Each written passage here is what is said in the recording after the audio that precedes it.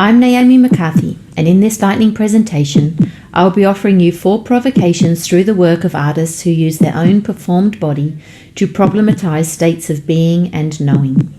In my research, I'm applying a form of decentered, intimate scholarship to explore how we, as artful, relational, cultural mediators, when facilitating engagement with contemporary artworks, are operating as social participants in the practice of art appreciation.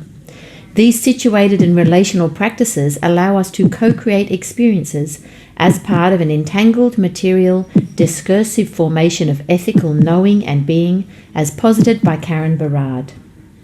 Axel Honneth's recognition theory proposes, without recognition of the individual, we cannot move on to dialogue that has the potential to address society's needs. Susan Sontag, in her seminal book on photography, says, "To photograph people is to violate them." She also says a camera is a sublimation of the gun. For each of the 5 focus artists, I will offer a provocation designed to disrupt habitual ways of thinking and designed to disrupt our habitual ways of engaging with artworks. On Australia Day, also known as Invasion Day, Jason Wing was part of a peaceful street protest. He was filmed by the police and placed into an unnecessarily adversarial position. Brute force merge sort refers to surveillance methods of control that reduce people's individual humanity, turning them from subject to object. Inherent in that shift is the potential for violence.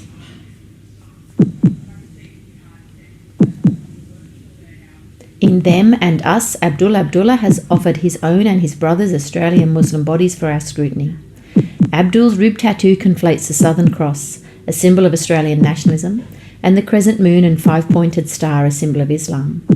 Abdul has a white father who can trace his family's arrival in Australia back to 1815 and a Malaysian Muslim mother. When Abdul was 14 years old, 9/11 occurred, and his external identity became radically politicized by these events.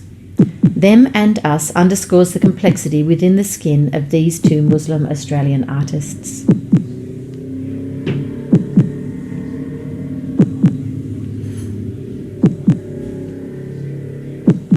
In 2012, Mark Shorter, in his artwork A Song for Glover, created an absurd endurance performance, entering the same landscape painted by colonial artist John Glover in 1834. Shorter walked up Mount Wellington dressed only in feathers and barefoot, in the guise of his alter ego Slime Gurglin, a 19th century time-travelling landscape critic. What should have been a bracing hike turned into a farcical endeavour of epic proportions.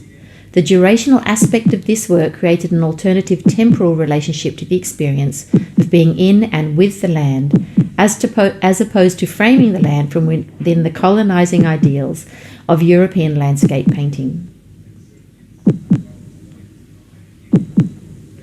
Chidam Adimir's The Ride was created in response to the repeated vilification of Muslim women who were being taunted while riding on public transport.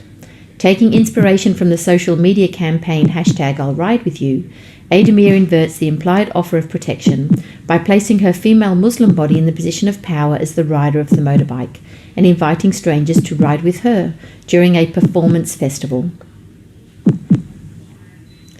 In the video of the performance work, the ride is presented in slow motion, making each gesture more elegant, more loaded symbolically, are more exquisitely human than these same gestures might appear in real time. In his video work River, Chris Benny's body appears to be repeatedly expelled from the water, with the accompanying splash collapsing into itself. The reversing of the action of a body pushing up and out of the water creates a disorienting inversion of our expectation, disrupting our predictive reading of the situation. Taking time to notice, displacing certainty, making room for ambiguity, indeed making room to navigate authentic but contradictory perspectives, may be some of the most important habits we develop as a society. In working with contemporary art as a catalyst, we have the opportunity to disrupt habitual ways of thinking and instead generate dialogues based on curiosity and inquiry, with the potential, as Honneth's recognition theory suggests, to facilitate encounters that can address individual and societal needs. Art restores experience to us by distorting and slowing down perception, by making the world strange once again. Thank you.